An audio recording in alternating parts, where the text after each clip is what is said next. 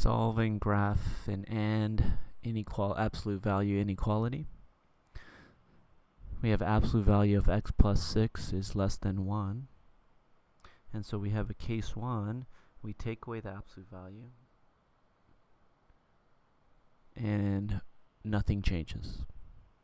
In our case 2, every term in the absolute value switches signs. So it becomes negative x minus 6 is less than 1. Now let's take a look at case 1. We'll solve for the x, or we'll isolate the x, and we could do that by subtracting 6 from both sides of the inequality. We'll be left with x is less than negative 5. Over in case 2, we also want to do the same thing, so we're going to add 6 to both sides of the inequality, and we're going to be left with negative x is less than 7. Here we need to have a positive 1 in front of the x, so we're going to divide both sides of the inequality by negative 1, and we're left with a positive x is greater than negative 7.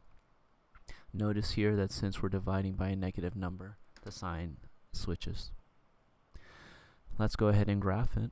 So we start with negative 5, and we're going to add an open circle, and the arrow is moving to the left. On the second inequality, we have an open circle on negative 7, and our arrow is moving to the right. And since we have an and inequality here, this inequality and this inequality, we need to show on the graph where the inequality is true, for what numbers on the number line the inequalities are true in case 1 and case 2. So negative 7 is not included, so we do an open circle. The numbers between negative 7 and negative 5 are included, and negative 5 is not included, so I'm going to leave that open circle there.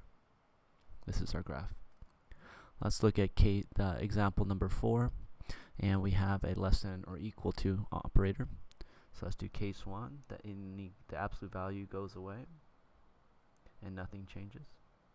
In case 2, the absolute value goes away, but the sign switches on each of the terms in the absolute value, like so. So we have our case 1 and our case 2. Let's go ahead and isolate the variable. We're going to add 1 to both sides of the inequality, and we'll get 2x is less than or equal to 8. We will divide by the coefficient, and we will be left with x is less than or equal to 4. On case 2, we're going to do the same thing. So we'll subtract 1 from both sides of the inequality this time. We'll be left with negative 2x is less than or equal to 6. Divide by the coefficient, negative 2. That'll leave me with x, positive x, since we're dividing a negative number by a negative number. And now the sign switches, so it's not less than or equal to, it is now greater than or equal to. And positive 6 divided by negative 2 is negative 3. So now that we have our first inequality and our second inequality, we'll go ahead and graph it. So we'll put a closed circle on 4 right here. And the arrow is moving to the left. We'll put a closed circle on negative 3. And in this case, my arrow is moving to the right.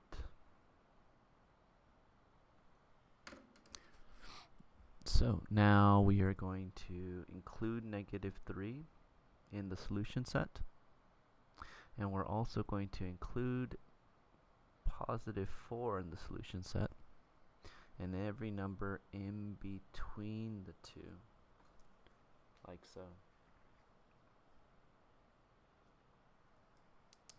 And so what is our solution set here in case 4?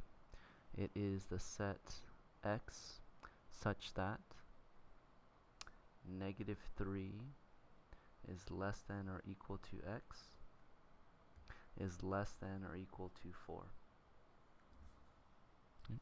And I forgot to add the solution set over in example number 3, and that is all x for which negative 7 is less than x, and is less than negative 5.